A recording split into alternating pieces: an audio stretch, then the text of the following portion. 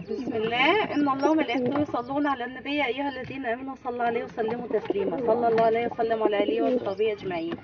امين امين امين. بحبكم في الله. اتمنى من الله عز وجل ان تكونوا في افضل حال جميعكم.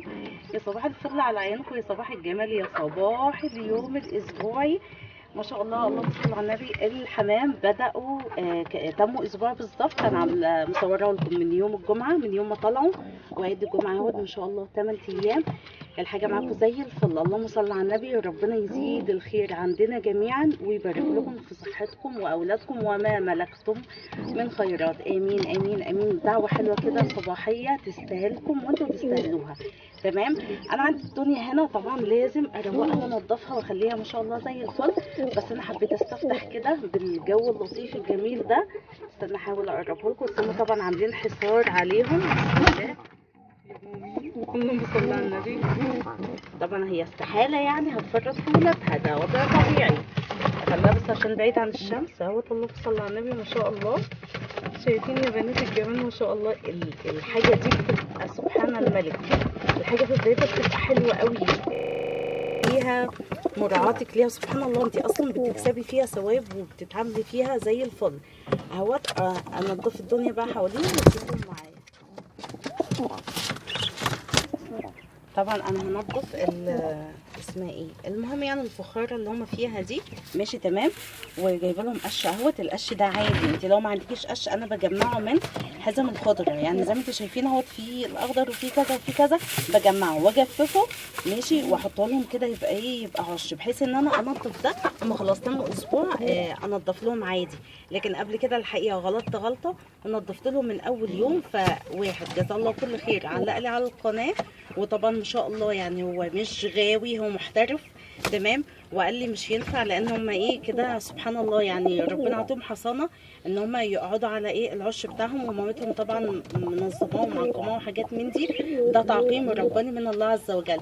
فخليهم لما يتموا اسبوع ابداي نضف لهم. فانا سمعت الكلام الحقيقي من يومها، الكلام ده من سنه، ومن يومها ان شاء الله ما شاء الله متبعه الاسلوب ده.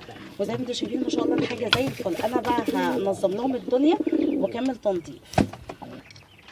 زي ما انتم شايفين ما شاء الله نضفت وخليت الدنيا زي الفل اهي. تمام.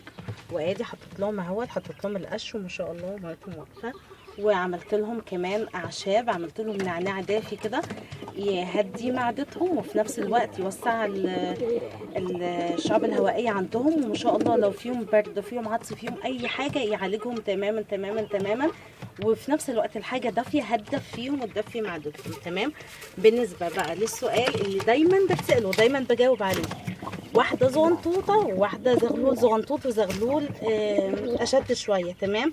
طبعا الزغلول الزغنطوط عشان ما شاء الله هم بياكلوا بقى. حاطه لهم علف على الرز شعير على صدف. انا نسيت اصور لكم الصدف، معلش اسفه جدا حبيبه قلبي اللي طلبت مني. تمام. انا ان شاء الله هعمل لك فيديو عليه خاصه، يعني هجيبه لك تاني. هجيب لك لا اله الا الله الاكياس تاني واصورها لكم. ماشي. بس عشان انا مزوده مع العلف كده كده اوريدي، فنسيت اصوره، معلش انا اسفه. تمام. ما شاء الله هم بيلقطوا زي الفل.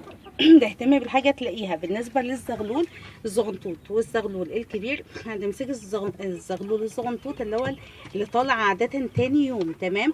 وهتحطي له معلقه عسل اسود، مش معلقه، لحسه عسل اسود كده في بقه، بحيث بابا لما يجي ياكله يستطعم بقه فياكله ازيد. ده سبحان الله دي غريزه، يعني هي ماما معودانا دايما عليها والناس كتير بتعملها وما شاء الله. وانا عن نفسي بستعملها بتبقى زي الفل اهوت. زي ما انتم شايفين ده ماشي اصغر من ده، يعني التاني ده اشد من اللي جنبه. تمام. هو سبحان الله هي غريزه وطبيعه كده. اللي بيطلع الاول طبعا بيبقى اشد وبياكل قبله حاجات من دي. تمام. فانت بلحسه عسل اسود بس تحوقي بقه فيها. شوفوا يعني عايزين ياكلوا ازاي سبحان الله. هيقوم باباه ياكله ازيد. تمام. او ياكله على الاقل زي التاني فيقوم يوفوا معاكي. وفي نفس الوقت لما تيجي تعملي تزاوج بينهم ما يبقاش الاتنين خوات، افضل ما يبقوش الاتنين خوات، لان السؤال ده برضو انا اتسالته. تمام. حاولي توفقي زي ما قلت لكم. انا عامله الستاند ده للكبير، وبعد كده لما بيبداوا الزغاليل يبداوا ياكلوا بنزله في الستاند اللي تحت. والناس اللي هي قبل كده شايفه معايا وما شاء الله زي الفل. بالنسبه للسؤال اللي اتسالته، وانا مش شايفه ليه الا جوزين حمام، انا ما عنديش غيه. وما عنديش مزرعه حمام وما عنديش مزرعه بط وما عنديش مزرعه فراخ، انا بربي اكل بس فقط، هوايه غيه حاجات من دي. تمام. ويا ستي انت عندك الخير الله يزيدك، انا عندي ده مكتفيه بيه مزاجي. عشان بس في اسئله بتبقى غريبه كده على الواحد، بس بتعامل معاها يعني، انتوا مش تايهين عننا زي الفل ما شاء الله. انا بحبكم جدا في الله، استنوا ان شاء الله فيديوهات جديده وجميله زيكم، وان شاء الله الزغليه ما شاء الله عمرهم اسبوع. طلبتوا مني اصورها لكم يوم بيوم، مش هينفع يعني، مش محتاجه، خليها اسبوع باسبوع ان شاء الله لحد ما يبداوا ياكلوا وانزلهم وهكذا. تمام. بحبكم جدا والسلام عليكم. يا رب صل على النبي وسلم عليه، خلي دعايا ولك